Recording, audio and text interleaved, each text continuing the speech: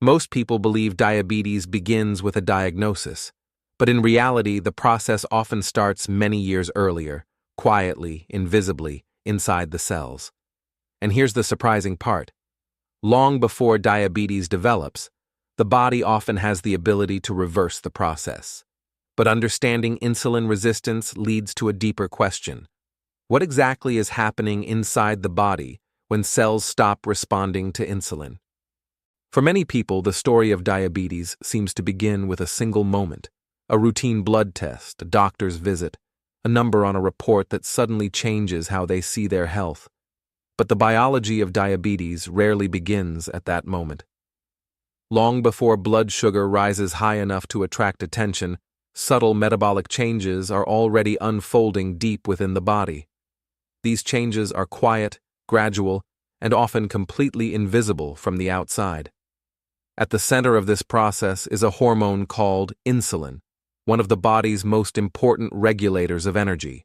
Every time we eat, carbohydrates from food are broken down into glucose, which enters the bloodstream. Glucose is not simply sugar, it is the primary fuel used by many cells in the body to produce energy. But glucose cannot move freely into most cells on its own, or it requires a signal, a kind of biological permission. And that signal comes from insulin. Released by the pancreas, insulin travels through the bloodstream and attaches to receptors on the surface of cells. When this interaction works properly, it acts like a key opening a door, allowing glucose to move from the blood into the cell where it can be used or stored. In a healthy metabolic system, this process is remarkably efficient. Blood sugar rises slightly after a meal, insulin is released in the right amount, and glucose is guided into muscles, the liver, and other tissues. Within a short time, blood sugar returns to a stable level, and the body continues its complex balance of storing and using energy. It is a dynamic system that responds constantly to food, movement, sleep, and many other signals from daily life. But sometimes this communication between insulin and cells begins to change. The receptors that normally respond to insulin's signal become less sensitive, and the message that once worked so smoothly becomes harder for the cell to hear. Glucose begins to linger longer in the bloodstream, and in response, the pancreas releases more insulin in an attempt to maintain balance. For a while, this strategy works. Higher insulin levels can compensate for the reduced sensitivity of the cells, keeping blood sugar within a range that appears normal during routine testing. This stage is what scientists refer to as insulin resistance. It is not a sudden malfunction, but a gradual shift in how cells respond to insulin's signal. From the outside, a person may feel completely healthy. Energy levels might seem normal, appetite unchanged, and routine medical visits may not reveal anything alarming. Yet internally, the body is already working harder to maintain the same metabolic stability it once achieved effortlessly. Over time, however, this compensation places increasing demand on the pancreas. Producing larger and larger amounts of insulin is not something the body can sustain indefinitely. Eventually, the system that once maintained balance begins to struggle, and blood sugar levels start to rise more noticeably. This is often the stage when prediabetes or type 2 diabetes is finally detected. But by the time that diagnosis appears, the underlying metabolic pattern has usually been developing for many years. Understanding this early phase changes the way we think about metabolic disease. Instead of seeing diabetes as a sudden event, it becomes clearer that it is part of a long biological continuum.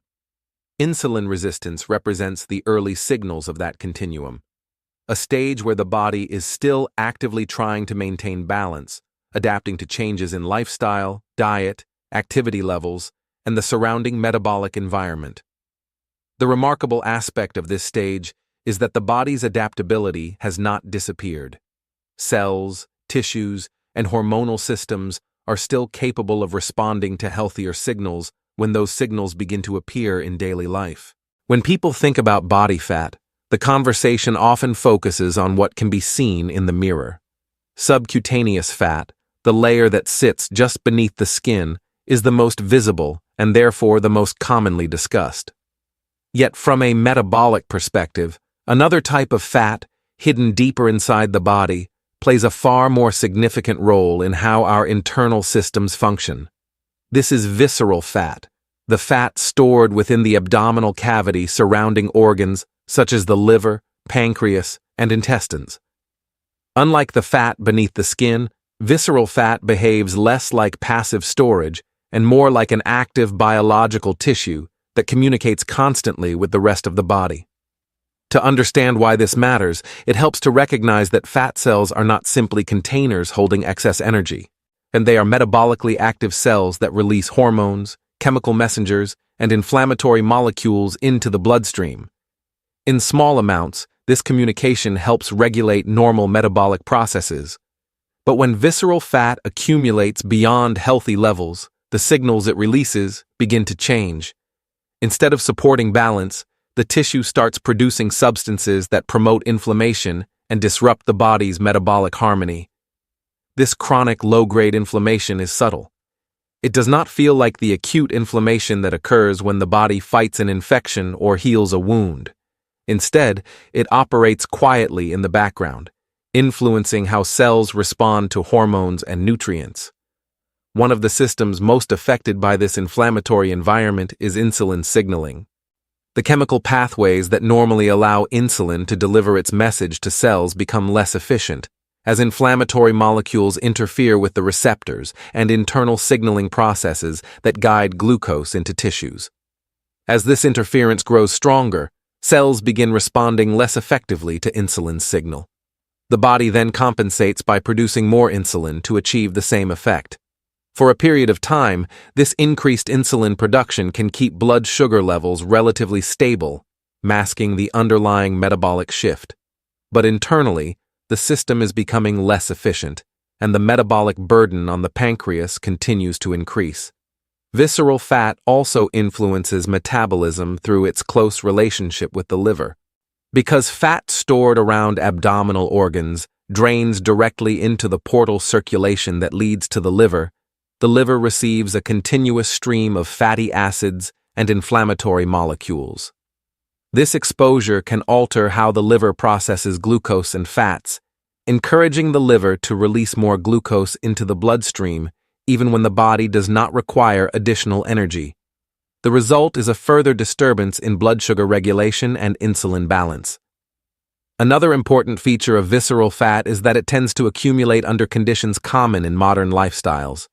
Prolonged sitting, excess caloric intake, diets rich in refined carbohydrates, and chronic stress can all contribute to its development.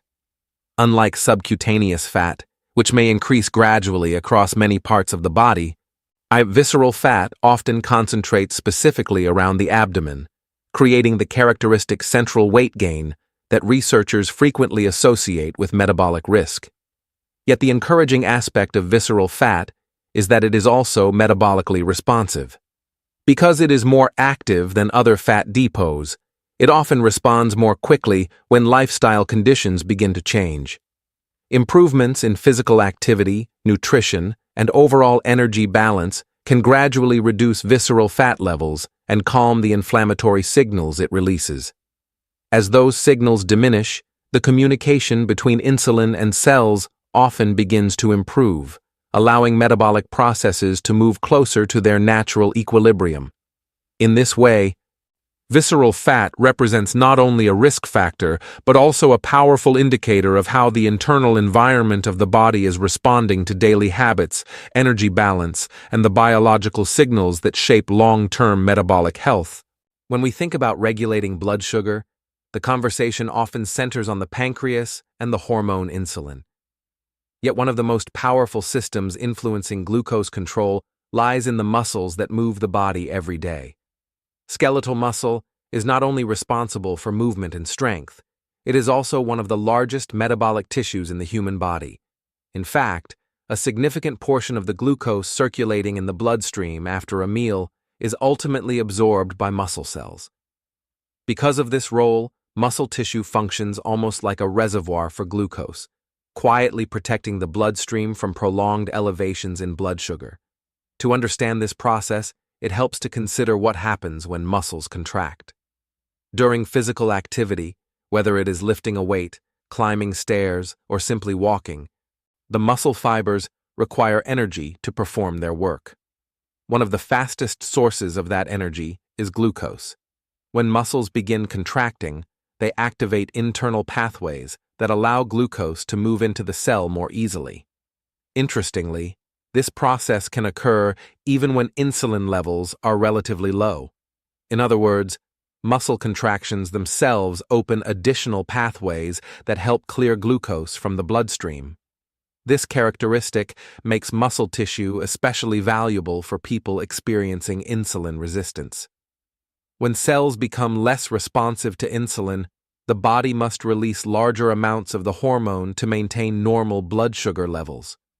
But when muscles are active, they provide an alternative route for glucose uptake that reduces the reliance on insulin alone. Each contraction becomes a small metabolic opportunity for the body to restore balance, guiding glucose out of the bloodstream and into the tissues that can use it for energy. Over time, regular physical activity amplifies this effect in several ways. First, repeated muscle use encourages the body to store more glucose inside muscle fibers in the form of glycogen.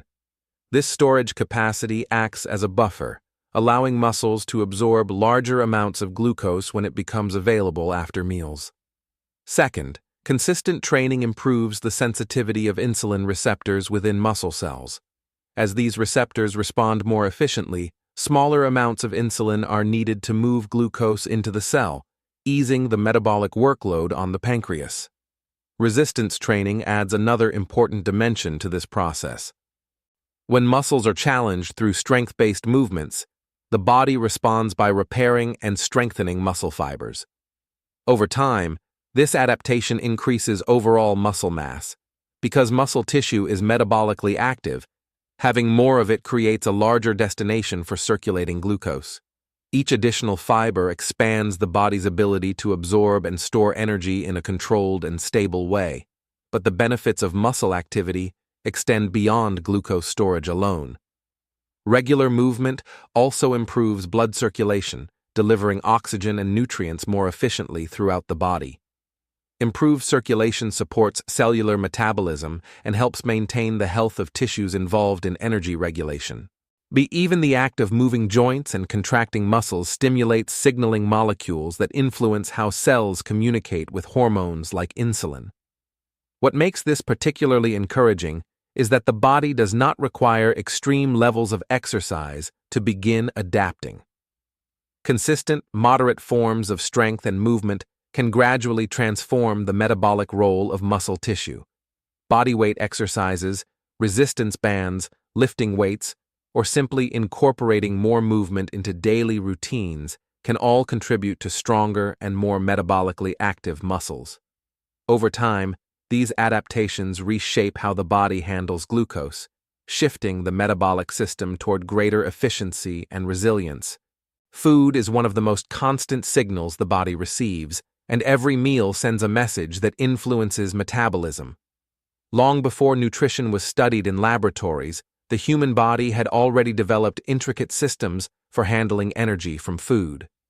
Among these systems, the regulation of blood sugar stands out as one of the most carefully balanced processes. When we eat, nutrients are broken down and absorbed into the bloodstream, and glucose begins to circulate through the body. The speed and intensity with which this glucose enters the bloodstream depend greatly on the quality and composition of the food itself. In modern dietary patterns, many foods are processed in ways that remove much of their natural structure. Refined carbohydrates and added sugars are absorbed rapidly, and delivering glucose into the bloodstream almost as quickly as it can be digested. This sudden rise in blood sugar prompts the pancreas to release a surge of insulin in order to guide that glucose into cells. While the body is capable of handling occasional spikes, repeated cycles of rapid rises and falls in blood sugar can gradually strain the metabolic system. Over time, cells may begin responding less effectively to insulin's signal, encouraging the body to produce even more of the hormone in an attempt to maintain stability. Whole foods tend to create a very different metabolic experience. When carbohydrates remain embedded within natural plant structures, such as vegetables, legumes, fruits, and whole grains, they are accompanied by fiber and other nutrients that slow the digestive process. Instead of entering the bloodstream all at once, glucose is released gradually as the food is broken down. This slower release produces a gentler rise in blood sugar and allows insulin to perform its role with greater precision. The body can distribute glucose more evenly among tissues without the urgent demand for large hormonal responses. Protein and healthy fats add another layer of balance to this process. When meals contain adequate protein, digestion slows and the release of glucose becomes more controlled. Protein also supports the maintenance of muscle tissue, which plays a central role in glucose storage and energy regulation. Healthy fats, particularly those found in foods such as nuts, seeds, avocados, and certain oils, further moderate the rate at which nutrients are absorbed. They contribute to satiety and help prevent the rapid fluctuations in hunger and blood sugar that often accompany highly refined meals. The structure of a meal therefore becomes as important as the individual ingredients. Balanced meals that combine fiber-rich carbohydrates, quality protein, and healthy fats create a metabolic rhythm that the body recognizes and manages efficiently. Instead of overwhelming the bloodstream with a sudden influx of glucose, these meals deliver energy in a steadier stream, allowing insulin signaling to remain smooth and coordinated. Beyond the immediate effects on blood sugar, consistent dietary patterns shape metabolic health over time. Repeated exposure to balanced meals encourages the body to maintain stable insulin levels and reduces the need for exaggerated hormonal responses. And cells begin responding more predictably to insulin, and the overall metabolic environment becomes less stressful for systems responsible for energy regulation. This perspective reframes nutrition not as a strict set of rules, but as an ongoing conversation between food and biology. Each meal influences how the body manages energy, communicates with hormones, and maintains internal stability. When dietary patterns shift toward foods that support slower digestion and balanced nutrient intake, the metabolic system often responds by restoring a steadier rhythm in blood sugar control and insulin sensitivity. Human metabolism is often discussed in terms of food and exercise, yet the systems that regulate energy extend far beyond these two visible behaviors. Deep within the body, a network of biological rhythms quietly coordinates how hormones are released, how nutrients are processed, and how cells respond to signals like insulin. These rhythms are strongly influenced by sleep, stress, and the pattern of movement that fills the hours of an ordinary day. When these elements drift out of balance, metabolism begins to reflect that disruption in subtle but meaningful ways. Sleep is one of the most powerful regulators of metabolic health. During the night, the body enters a state that allows tissues to repair, hormones to rebalance, and energy systems to reset for the following day. When sleep becomes shortened or irregular, and this restorative process is interrupted, hormones that influence appetite and glucose regulation begin to shift. The body may produce more cortisol, a stress-related hormone that raises blood sugar in preparation for perceived demands. At the same time, signals that normally help cells respond effectively to insulin become less precise. Even a few nights of insufficient sleep can temporarily reduce insulin sensitivity, demonstrating how closely metabolism is tied to the body's natural rest cycles. Stress introduces another layer of complexity to this relationship. The human nervous system evolved to respond quickly to threats, activating hormonal pathways that prepare the body for immediate action. In short bursts, this response is protective and necessary, but when stress becomes chronic, the body remains in a prolonged state of heightened alertness. Hormones such as cortisol continue circulating at elevated levels, encouraging the liver to release additional glucose into the bloodstream. Over time, this persistent signal can interfere with the normal balance between insulin and blood sugar, making metabolic regulation more difficult. Yet the body possesses a remarkable capacity to return toward equilibrium when supportive habits are introduced. Regular sleep patterns allow the brain and endocrine system to synchronize again with the natural light and dark cycle that has shaped human biology for thousands of years. When the body knows when to expect rest and when to prepare for activity, hormonal rhythms regain their timing. And insulin signaling often improves simply because the internal clocks governing metabolism have been given the chance to function as they were designed. Movement throughout the day plays an equally important role in this process. While structured exercise is valuable, the body also responds to the cumulative effect of smaller movements repeated regularly. Sitting for long, uninterrupted periods slows circulation and reduces the metabolic activity of muscles. In contrast, even gentle activities, standing, stretching, walking short distances, encourage muscles to contract and use glucose as fuel. Each movement becomes a small metabolic adjustment that helps guide sugar out of the bloodstream and into tissues where it can be used. Over the course of a day, these moments of movement accumulate. But a walk after a meal allows muscles to absorb some of the glucose that has just entered circulation. Light activity between periods of sitting maintains blood flow and keeps metabolic pathways active. The body gradually begins to rely less on large insulin responses because muscles are consistently helping regulate glucose levels. When sleep, stress management, and daily movement begin working together, they create a supportive environment for metabolic health. Hormones regain their natural rhythms, muscles remain metabolically engaged, and the systems responsible for blood sugar regulation operate with greater efficiency. In this sense, lifestyle signals act as quiet instructions to the body, guiding it toward patterns that restore balance within the complex network of processes that govern energy and health.